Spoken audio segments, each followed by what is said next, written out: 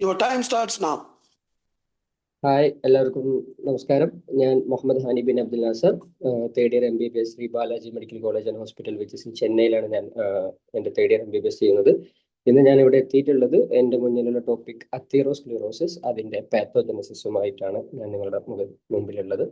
So എന്താണ് അത്തീറോസ്ക്ലിറോസിസ്, എങ്ങനെയാണ് അത്തീറോസ്ക്ലിറോസിസ് സംഭവിക്കുന്നത്, അതിൻ്റെ രോഗജനന ക്രമം, ഇങ്ങനെയുള്ള ഒരുപാട് കാര്യങ്ങൾ നമുക്ക് ഇന്ന് വിശദമായി തന്നെ ഈ ഒരു സ്ലൈഡ് ഷെയറിലൂടെ നിങ്ങൾക്ക് പഠിപ്പിച്ചു തരുന്നതാണ്. അപ്പോൾ അത്തീറോസ്ക്ലെറോസിസ് അഥവാ രക്തപ്രവാഹം എന്നും നമുക്ക് അതിനെ വിളിക്കാവുന്നതാണ്. സോ ഇതിൽ ഉള്ളടക്കത്തിൽ ഞാൻ നിങ്ങൾക്ക് പറഞ്ഞു തന്നിട്ടുള്ളത് രക്തപ്രവാഹം എന്താണ്, അതേപോലെ തന്നെ രക്തപ്രവാഹം എങ്ങനെ സംഭവിക്കുന്നു, ഇങ്ങനെയുള്ള ചില കാര്യങ്ങളാണ്. അപ്പോൾ ഈ രക്തപ്രവാഹത്തിന്റെ രോഗജനനം പഠിക്കുന്നതിന് മുൻപ് നമുക്ക് എന്താണ് രക്തപ്രവാഹം എന്ന് പഠിക്കണം. അതേപോലെ അത് എങ്ങനെ സംഭവിക്കുന്നു എന്നുള്ള കാര്യങ്ങൾ നമുക്ക് മുന്നിൽ വരുന്ന സ്ലൈഡ്സിൽ കാണാൻ സാധിക്കുന്നു. സോ അത്തീറോസ്ക്ലോറോസിസ് അഥവാ രക്തപ്രവാഹം, ഇതിന്റെ അർത്ഥം എന്നുള്ളത് രക്തധമനികൾ അഥവാ ബ്ലഡ് വെസൽസിൽ പ്ലാക്ക് എന്ന കൊഴുപ്പ് അടിഞ്ഞുകൂടി രക്തയോട്ടം കുറക്കുന്ന ഒരു രോഗാവസ്ഥയാണ് രക്തപ്രവാഹം എന്നുള്ളത്. ഇത് എങ്ങനെയാണ് സംഭവിക്കുന്നത്, ഇതിന്റെ കാരണങ്ങൾ എന്താണ് എന്നുള്ളത് നോക്കിയാൽ ഉയർന്ന കൊളസ്ട്രോൾ അഥവാ ലോ ഡെൻസിറ്റി ലിപ്പോപ്രോട്ടീൻ അല്ലെങ്കിൽ ചീത്ത കൊളസ്ട്രോൾ എന്ന് നമുക്ക് ഇതിനെ പറയാം. പുകവലി ഒരു കാരണമാണ്. അതുപോലെ തന്നെ ഉയർന്ന രക്തസമ്മർദ്ദം അഥവാ ബ്ലഡ് പ്രഷർ ഇൻക്രീസ് ചെയ്യുന്ന ഹൈപ്പർ ടെൻഷൻ എന്നും പറയാം. പ്രമേഹം എന്നതിൽ ഡയബറ്റിസ് എന്നും പറയാം. ഇതിന്റെ ലക്ഷണങ്ങൾ എങ്ങനെയാണ് ഇത് കാണപ്പെടുന്നത് എന്നുള്ള, നമ്മുടെ ശരീരത്തിൽ എങ്ങനെ ഇത് ലക്ഷണങ്ങൾ കാണിക്കുന്നത് എന്ന് വെച്ചാൽ, തുടക്കത്തിൽ അങ്ങനെ ലക്ഷണങ്ങളും ഒന്നും ഉണ്ടാകില്ല. എന്നാൽ ധമനികൾ ഇടുങ്ങുമ്പോൾ നെഞ്ചുവേദന അഥവാ ആൻജിന എന്ന് പറയാം. നടക്കുമ്പോൾ കാലുകളിൽ വേദന ഉണ്ടാകാം. ഇതിന്റെ കോംപ്ലിക്കേഷൻസ് അഥവാ പ്രത്യാഘാതങ്ങൾ എന്ന് ഉദ്ദേശിക്കുന്നത് ഹൃദയാഘാതം, സ്ട്രോക്ക്, ഗാംഗ്രീൻ. ഇത് ആണ് ഇതിന്റെ മെയിൻ കോംപ്ലിക്കേഷൻസ് എന്നുകൊണ്ട്. അതുപോലെ തന്നെ നിങ്ങൾക്ക് ഇതിൽ അത്തീറോസ്ക്ലെറോസിസിന്റെ രക്തപ്രവാഹത്തിന്റെ സാധാരണ രക്തധമനികളും അതേപോലെ തന്നെ ഒരു രക്തപ്രവാഹം സംഭവിച്ച രക്തധമനിയും നിങ്ങൾക്ക് ഇതിൽ കാണാൻ സാധിക്കുന്നതാണ്.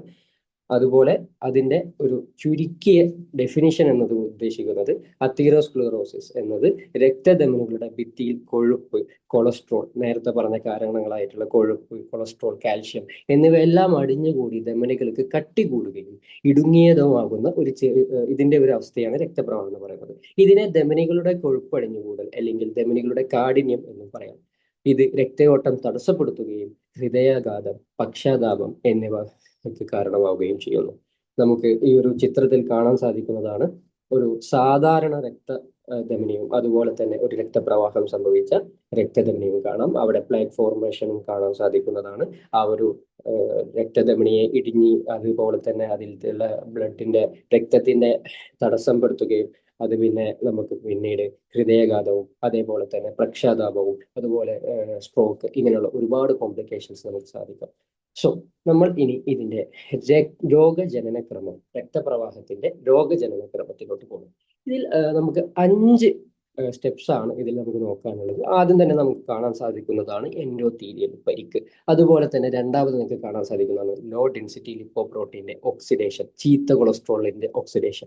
അതുപോലെ മൂന്നാമത് ആ ഒരു ലോ ഡെൻസിറ്റി ലിപ്പോപ്രോട്ടീന്റെ ഓക്സിഡേഷൻ സംഭവിച്ചതിന് ശേഷം നമുക്ക് കാണാൻ സാധിക്കുന്നതാണ് ഫോം സെൽ രൂപീകരണം. അത് നമ്മുടെ മാക്രോഫേജ് സ്കാവഞ്ചർ സെല്ലെല്ലാം ആ ലിപ്പോപ്രോട്ടീന്റെ, അതായത് ആ ഓക്സിഡേഷൻ ചെയ്ത LDLനെ എടുത്തിട്ട് അതിൽ ഫോം സെൽ രൂപീകരണം എല്ലാം നമുക്ക് നമുക്ക് വിശദമായിട്ട് തന്നെ നിങ്ങൾക്ക് കാണിച്ചു തരുന്നതാണ്. അങ്ങനെ നാലാമത് വരുന്നതാണ് പ്ലാക്ക് ഫോർമേഷൻ.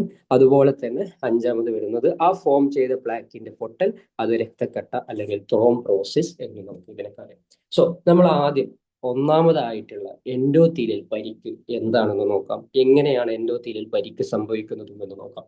സോ എൻഡോത്തീലിയൽ പരിക്ക് എന്നത് കൊണ്ട് ഉദ്ദേശിക്കുന്നത് നമ്മുടെ രക്തധമനിയുടെ ഉൾഭിത്തിയിൽ നമുക്ക് എൻഡോത്തീലിയം കാണാൻ സാധിക്കും. സോ അതിന്റെ ലെയർ ആയിട്ടുള്ള എൻഡോത്തീലിയം ഈ പറഞ്ഞ നമ്മുടെ ഹൈപ്പർ ടെൻഷൻ അഥവാ പുകവലി അല്ലെങ്കിൽ പ്രമേഹം, ഇങ്ങനെയുള്ള കാരണങ്ങൾ കൊണ്ട് നമ്മുടെ രക്തധമനി അതായത് എൻഡോത്തീലിയത്തിന് പരിക്ക് സംഭവിക്കുന്നു രക്തധമനിയുടെ. സോ ഇതിൽ നമുക്ക് ഉയർന്ന LDL, കൊളസ്ട്രോളും എന്നിവ ഒക്കെ ഇതിന് കാരണമാക്കുന്നതാണ്. ഇതാണ് നമ്മളെ ഈ ഒരു രോഗത്തിന്റെ ആദ്യത്തെ ഘട്ടം എന്ന് പറയുന്നത്. സോ എൻഡോത്തീലിയൽ പരിക്ക് എല്ലാവർക്കും മനസ്സിലായിട്ടുണ്ടെന്ന് മനസ്സിലാക്കുന്നു. അടുത്തതിലോട്ട് പോകാം. നമുക്ക് രണ്ടാമതായിട്ടുള്ളത് ലോ ഡെൻസിറ്റി ലിപ്പോപ്രോട്ടീൻ ഓക്സിഡേഷൻ അഥവാ ചീത്ത കൊളസ്ട്രോളിന്റെ അത് നമുക്ക് എങ്ങനെയാണ് സംഭവിക്കുന്നതെന്ന് നമുക്ക് വിശദമായി നോക്കാം. ലോ ഡെൻസിറ്റി ലിപ്പോപ്രോട്ടീൻ അഥവാ ചീത്ത കൊളസ്ട്രോൾ ധമനിയുടെ ഭിത്തിയിലേക്ക് കടന്ന് ആ ലോ ഡെൻസിറ്റി ലിപ്പോപ്രോട്ടീൻ ഓക്സിഡൈസ് ചെയ്യപ്പെടുന്നു. ഈ ഓക്സിഡൈസ് ചെയ്ത ലോ ഡെൻസിറ്റി ലിപ്പോപ്രോട്ടീൻ ശരീരത്തിൽ ദാഹപ്രതികരണം, കോശകാല പ്രതികരണം ഉണ്ടാക്കുകയും ചെയ്യുന്നു. ഇതാണ് ലോ ഡെൻസിറ്റി ലിപ്പോപ്രോട്ടീൻ. ചീത്ത കൊളസ്ട്രോൾ നമ്മുടെ രക്തധമനിയിൽ വന്ന് അടഞ്ഞ് അതിനുശേഷം ഓക്സിഡേഷൻ സംഭവിക്കുന്ന ഒരു ഘട്ടമാണ് രണ്ടാമത്തെ ഘട്ടം, ലോ ഡെൻസിറ്റി ലിപ്പോപ്രോട്ടീൻ ഓക്സിഡേഷൻ. ഇനി മൂന്നാമത്തെ ഘട്ടത്തിലോട്ട് പോകാം. മൂന്നാമത്തെ ഘട്ടം എന്ന് ഉദ്ദേശിക്കുന്നത് ഫോം സെൽ രൂപീകരണം. നമ്മുടെ മാക്രോഫേജ് ഇവരെല്ലാം തന്നെ ഇതിലോട്ട് കടന്നു വരുന്ന ഒരു കണ്ടീഷനാണ് ഇത്.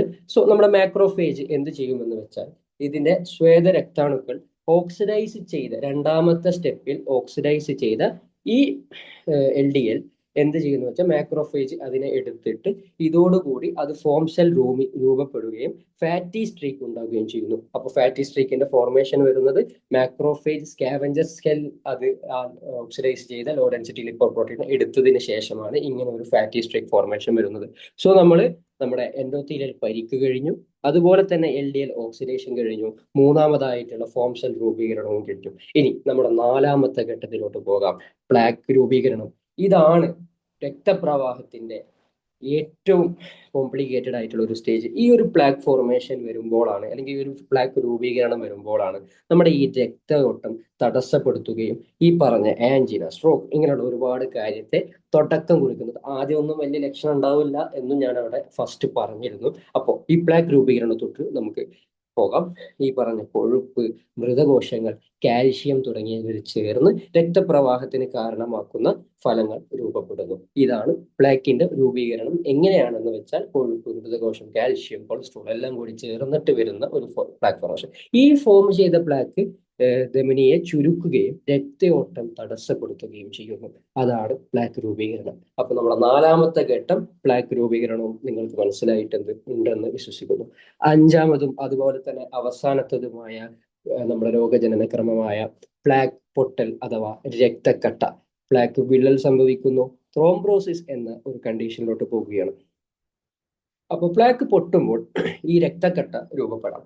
അതാണ് ത്രോംബ്രസ് എന്ന് പറയുന്നത്. ഇത് പൂർണ്ണമായും നമ്മുടെ രക്തയോട്ടം തടഞ്ഞു കഴിഞ്ഞാൽ നമുക്ക് സംഭവിക്കാൻ പോകുന്നത് ഹൃദയാഘാതം, അതുപോലെ തന്നെ സ്ട്രോക്ക്, ഇങ്ങനെയുള്ള ഒരുപാട് ലക്ഷണങ്ങൾ നമുക്ക് സംഭവിക്കുന്നതാണ്. അപ്പോൾ നമ്മൾ ആദ്യം മുതലേ ഫസ്റ്റ് മുതൽ പോവുകയാണെങ്കിൽ എൻഡോത്തീലിയം പരിക്ക് നമ്മൾ സംസാരിച്ചു, LDL ഓക്സിഡേഷൻ നമ്മൾ സംസാരിച്ചു, ഫോം സെൽ രൂപീകരണം നമ്മൾ സംസാരിച്ചു, അതുപോലെ തന്നെ പ്ലാക്ക് രൂപീകരണവും സംസാരിച്ചു, അവസാനത്തതുമായിട്ടുള്ള പ്ലാക്ക് പൊട്ടൽ അഥവാ രക്തക്കട്ട അതും നമ്മൾ സംസാരിച്ചു. സോ ഇതെല്ലാം കൂടി ചുരുക്കി നമ്മളൊരു സംരക്ഷണം പറയുകയാണെങ്കിൽ, അല്ലെങ്കിൽ ഒരു സമ്മറി പറയുകയാണെങ്കിൽ, ധമനികളുടെ ഭിത്തിയിൽ കൊഴുപ്പ് അടിഞ്ഞുകൂടുന്ന ഒരു അവസ്ഥ നമ്മൾ സംസാരിച്ചു ആദ്യത്തേതായിട്ടുള്ള. പിന്നെ ദാഹപ്രതികരണം അവിടെ സംഭവിക്കുന്നു, പ്ലാക്ക് രൂപീകരണം സംഭവിക്കുന്നു, ധമനി ചുരുങ്ങുകയും രക്തയോട്ടം തടസ്സപ്പെടുത്തുകയും ഗുരുതര പ്രത്യാഘാതങ്ങളും അവിടെ നമുക്ക് കാണുന്നതാണ്. ഈ ഗുരുതരമായിട്ടുള്ള പ്രത്യാഘാതങ്ങൾ നമുക്ക് ഹൃദയാഘാതം, അതുപോലെ തന്നെ സ്ട്രോക്ക്, ഗാംഗ്രീൻ, ഇങ്ങനെയുള്ള ഒരുപാട് നമുക്ക് ബ്ലഡിന്റെ, അതായത് രക്തം നിൽക്കുന്ന ഒരു സിറ്റുവേഷൻ വരികയാണ്. അതുപോലെ തന്നെ ഇത് നമുക്ക് ഒരുപാട് ഗുരുതര പ്രത്യാഘാതങ്ങൾ കൊണ്ടുവരികയും അത് പിന്നെ നമ്മളത് നമ്മുടെ ഓൾഡ് ഏജിലാണ് ഇത്, ഏറ്റവും ഓൾഡ് ഏജ്, യങ് ഏജ്, ഇപ്പോ കൂടുതലും ഒരുപാട് പേർക്ക് നമുക്ക് കാണപ്പെടുന്ന ഒരു കണ്ടീഷനും കൂടിയാണ് ഇത്. നമ്മുടെ ഡയറ്റും കാര്യങ്ങളും അതുപോലുള്ള ഒരുപാട് കാര്യങ്ങൾ നമ്മൾ നോക്കേണ്ടതായിട്ടുള്ളതുണ്ട്. സോ നമ്മുടെ രോഗജനന ക്രമവും അതിൽ നമ്മൾ കറക്റ്റായിട്ട് ഞാനിതിൽ കൊടുത്തിട്ടുണ്ട്. ഒരു കറക്റ്റായിട്ട് തന്നെ 5 സ്റ്റെപ്പ് ഞാൻ നിങ്ങൾക്ക് എക്സ്പ്ലെയിൻ ചെയ്ത് തന്നിട്ടുണ്ട്. എൻ്റെ രോഗജനന ക്രമം, അതായത് രക്തപ്രവാഹത്തിന് രോഗജനന ക്രമം എന്താണെന്ന് ഞാൻ നിങ്ങൾക്ക് മനസ്സിലാക്കിയിട്ടുണ്ട്. അതുപോലെ തന്നെ എന്താണ് നമ്മുടെ രക്തപ്രവാഹം എന്നുള്ളതും കറക്റ്റായിട്ട് ഞാൻ നിങ്ങൾക്ക് പറഞ്ഞു തന്നിട്ടുണ്ട്. എല്ലാം നന്നായി മനസ്സിലായിട്ടുണ്ടെന്ന് വിശ്വസിക്കുന്നു. എല്ലാം ഒന്നും കൂടി നിങ്ങൾ ഇതിലൂടെ ഒന്ന് കടന്നു പോയി കഴിഞ്ഞാൽ നിങ്ങൾക്ക് മനസ്സിലാവും എന്നുള്ള ഒരു വിശ്വാസമുണ്ട്. ഇതോടുകൂടി ഞാൻ എൻ്റെ സ്ലൈഡ് ഷെയർ അവസാനിപ്പിക്കുകയാണ്. നന്ദി. Thank you.